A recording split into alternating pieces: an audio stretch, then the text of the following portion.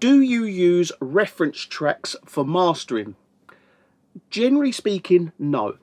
The client sometimes will send a reference track, and if they do, the thing with it is it's taken with a pinch of salt, because unless they have copied that song completely and it is, pretty much exactly the same, then it can be used as a reference.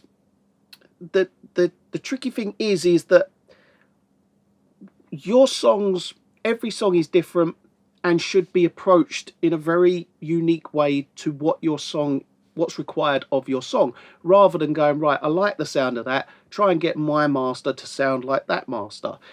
It doesn't always work, because it's not what's best for your song. You might have the kind of similar low end, but the high end needs to be treated totally different, and you can't get as bright as that song, or that song in general's too dull for your type of song. So reference tracks are taken with a pinch of salt and used as a kind of just a quick glance at them. Right, okay, yep, I can see what you want to achieve, but what we're going to do is we're going to achieve what's best for your song, taking that into account. That's the best way to use reference tracks. I see some people who basically they go, right, I want to have my song sound like that, and they pretty much make it sound not identical, but they make it sound frequency wise similar, make everything sound as close to the reference track as physically possible. Now, sometimes it works, sometimes it doesn't. Well, most of the time it doesn't, because the song is totally different. I've had people send me tracks before, and they're totally different songs, and it's like, yeah, I want my song to sound like this, but it's like, but that really isn't what's required of your song. The other thing with reference tracks is some people say they send a reference track and they'll go, right, okay, this is the loudness that I'm aiming for, and it's like, okay, I mean, we can look at that loudness, we can measure that loudness of the reference track, and we can aim and try and look at aiming for that loudness for your song. That's not always what's best for your song, though. That's what the key thing here is.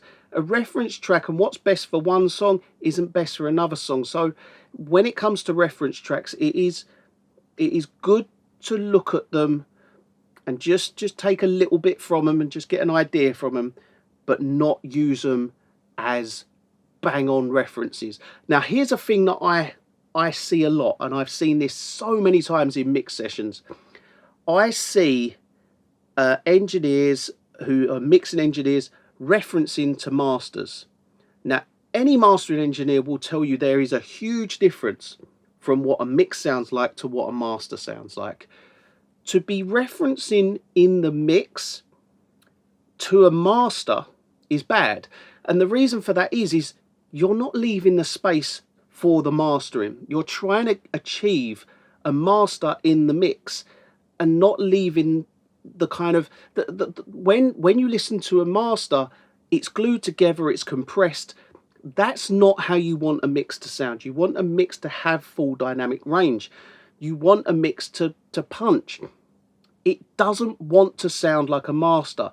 Even so, a mix doesn't want to sound like a master. It doesn't want to sound as bright. It doesn't want to sound as bassy. It doesn't want to sound like that master.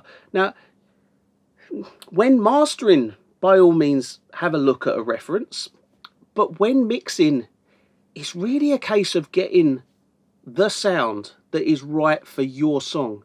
That's the key. It's really important, because every song's different, and we can't just look at certain songs, popular songs that you like, and go, right, I want to make it sound exactly like that, because that's not what's best for your song.